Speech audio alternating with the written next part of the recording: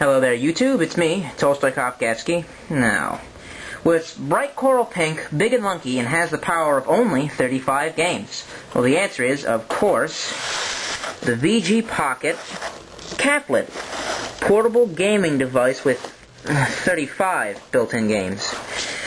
Take a look at the back of the box. Plays games like Space Invaders, Burger Time, blah blah blah. Oh dear. Down below, AV cable for TV play, sold separately, requires 3 AAA batteries, not included. Alright, well, let's see. I found this at a Circuit City for about $29.99. The only model they had was in bright coral pink. I think it comes in other colors. And I actually think it's made by the same company that did the Games Power 50. After doing some research, that's the conclusion that I think I've come to, except for this was tailored for American audiences. Let's take a look inside the box. There we go. Now, what was it supposed to come with? Oh, it got stuck. There we are. Alright, what I was trying to pry out of the box was the manual that was supposed to come out. Manual is kind of thick. It has all the descriptions of the games. It comes in 2 separate languages. One of them is English. The other one I can't identify. Let's see. That reads Menu de démarrage rapide.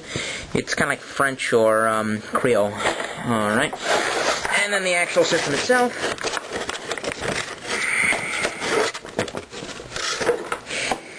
Alright, Down below you have a port for your headphones, and that's kind of a useless port there, really, because the music is terribly poor for all the games. Worse than the original Game Boy music. This is a average, music or sound control thing here, and it scrolls up and down. It's not very good. In fact, it's very difficult to find a place where you'd be happy with the sound, so I really don't like it that much. Most of the time I just try to leave it off or on. Okay, up here you have Start Menu. Start button is absolutely useless. I haven't found a use for it yet, and the menu button brings you back to the menu of games when you don't want to play anymore. 4 buttons here, but you only really need 2 buttons for most of the games. I think they just added on the extra 2 to look flashy. Joypad and very pathetic, obnoxious sound port there. Okay. Up top you got your power on and power off and your slot for AV cables. Over here you'll want to notice that it's got a screwdriver lid on the back, which is really annoying when you're trying to put in the AAA batteries that it didn't come with, that I had to pay for. Now I was going to show you some games, but dig this. It's really kind of difficult to show you the games like this, you know. And Dr. Ashen used for the Games Power 50 showed you on his TV out cables, which I had found some TV out cables earlier. Anything in? Oh, score! But it turns out that they didn't work.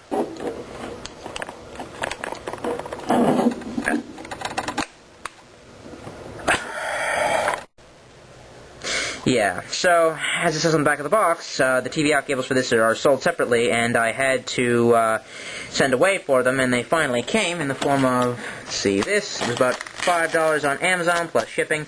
The VG Pocket Caplet, where is it? Starter Kit. You can't really read that from the camera. Alright, open the box. I'm making a mess of my desk. Bloody piece of... Alright, now... Let's see, for my $5, it came with an accessories for the VG Pocket, and one of which should be the TV out cables, which are hidden inside this lovely case, which is actually kind of nice for $5. Alright, open it up. Got your TV out cables for blowing up TVs, especially. Little strap, little keychain doohickey, and what has to be the biggest joke since the PSP's battery life, a screen protector. Right.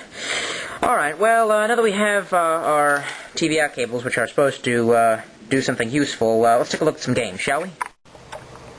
Okay, well, firstly, it does come with old classic arcade games, like stuff you'd be familiar with, like, Space Invaders, Bust-A-Move, and old Tetris rip-offs like Bubble Wobble. Now this one's kind of interesting. It's called Legendary Hero, And the whole point is you're supposed to run around and beat up these bad guys with a mallet and try to eat the fruit that comes out of them. Does the legendary hero remind you of anyone?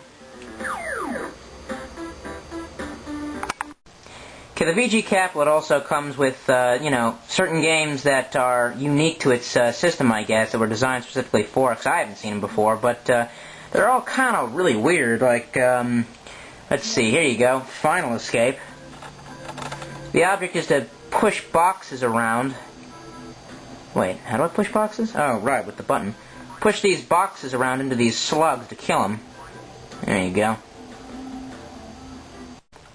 Oh, and here's another good one, Victory Road. This is kind of like a cross between, let's see, Metal Gear Solid, Metal Slug, and Frogger. The whole object is to get to the top of the map without being killed by military men. Let's see.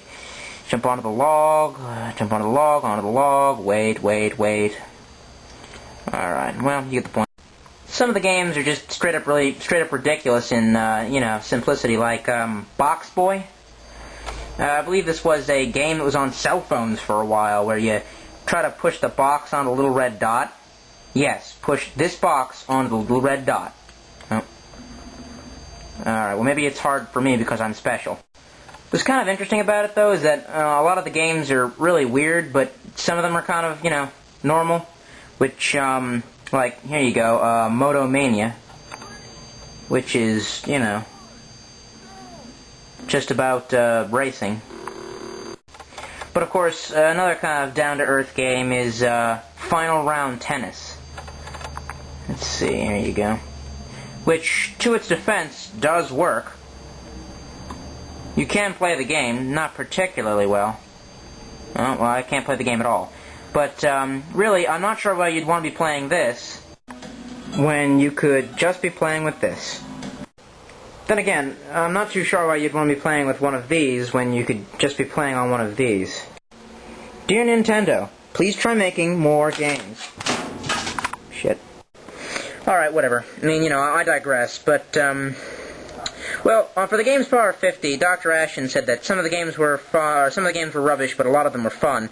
The exact opposite is true of this. In fact, I find only a few of these games are entertaining, and you could probably just find them all on a free Flash site anyway. And this was $30, and it cost 35, or it has only 35 games. Which, unlike the Games Power 50, it did not come with batteries, and all that stuff, like the TV out cables in the case, I had to order off the internet. So, in all respects, this is really more like the evil mirror version of the Games Power 50, if we can only get a little mustache on it. Anyway, for $30, I say no. Now, I understand that I'm saying that the Games Power 50 is better, and technically, the Games Power 50 is £30, which is more than $30 American, but still, at the, rate of exchange, it's still not any better. The case, on the other hand, well, I don't know. The case is actually pretty cool for $5. I mean, if you own a PSP, you may be able to squeeze a... Oh, well, anyway, you'd be able to put a lot of, DS games in there. Well, anyway, that's all for me.